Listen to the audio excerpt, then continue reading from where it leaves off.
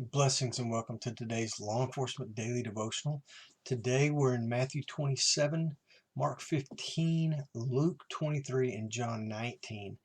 And we're going to spend quite a bit of time on the crucifixion and some of the things that Jesus said on the cross. And a look at Psalm 22 and how it relates to the crucifixion.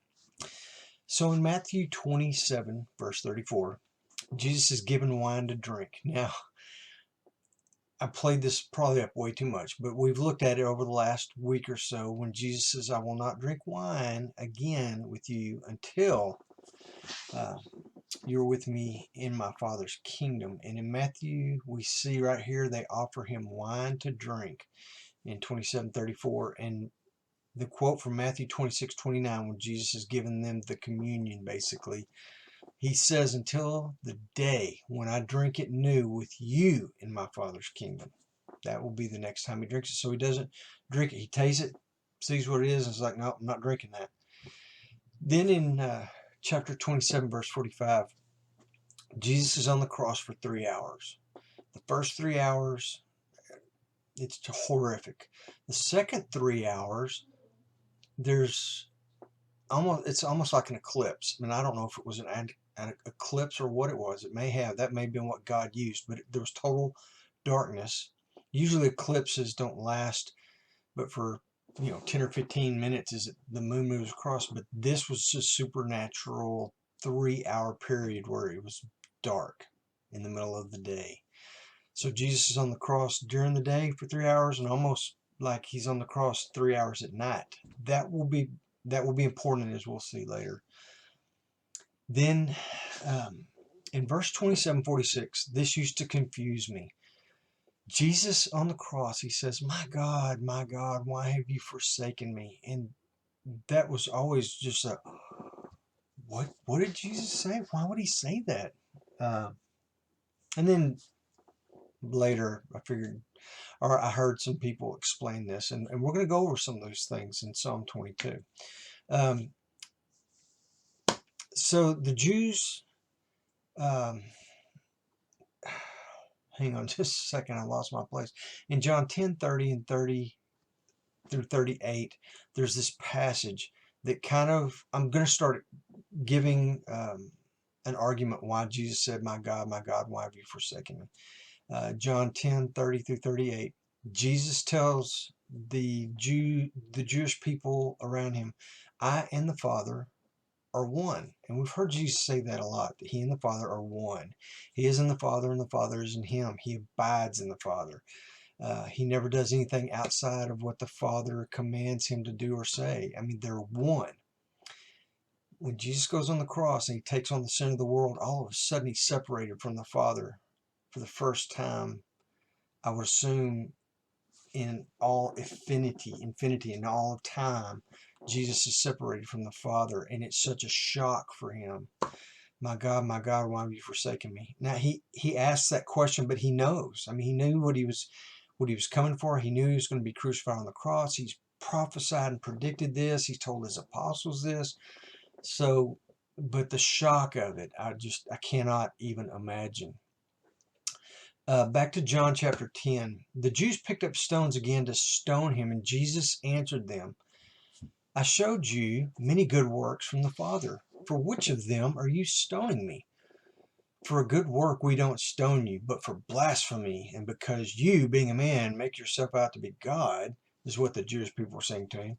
And Jesus answered them, has it not been written in your law? I'm going to skip some of this and go right down to verse 38. Jesus says, if I do not do the works of my Father, don't believe me.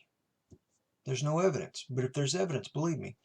But if I do them, though you do not believe me, believe the works, so that you may know and understand that the Father is in me and I am in the Father. Again, Jesus is, I don't think, ever been separated from the Father. Psalm 22, 1 through 18, and I'm only going to read the first 18 verses. I think it's about half of Psalm 22, but we won't have time for all of it.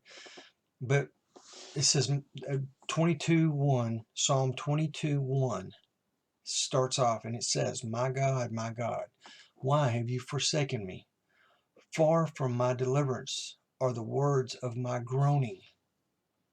This exact thing that Jesus says here, but this was written by David some hundreds and hundreds of years before this.